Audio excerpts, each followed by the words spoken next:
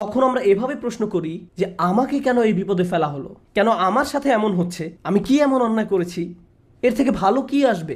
আপনাদেরকে বলছি, ওই অভিজ্ঞতাগুলোর প্রত্যেকটাই কোনো না কোনো সহজতা, স্বস্তি বা ভালো সাথে করে নিয়ে আসে, যা আমরা দেখতে পাই না। কিন্তু আল্লাহ বলছেন ওই স্বস্তি সাথেই আছে, তোমাকে এর জন্য অপেক্ষা করতে হবে না। এটা একই সময়ে কষ্টের সাথে সহবস্থান করে, কষ্টের সঙ্গেই এই স্বস্তির অবস্থান। ইন্না মাআল উসরি ইউসরা। এছাড়াও যখন সাথে শব্দটি ব্যবহার করা হয়, আল্লাহ বলছেন যে স্বস্তিকে কষ্টের সাথে রাখা হয়েছে, স্বস্তিকে কষ্টের সাথে রাখা হয়েছে।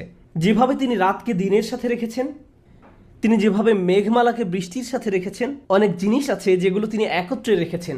এই জীবনে আল্লাহ যা করার সিদ্ধান্ত নিলেন, আমি আর আপনি যদি স্বস্তি পেতে চাই, তিনি ব্যাপারটাকে এমনভাবে ডিজাইন করলেন, কষ্টের মধ্য দিয়ে গেলেই কেবল কষ্টের সাথে স্বস্তি আসবে।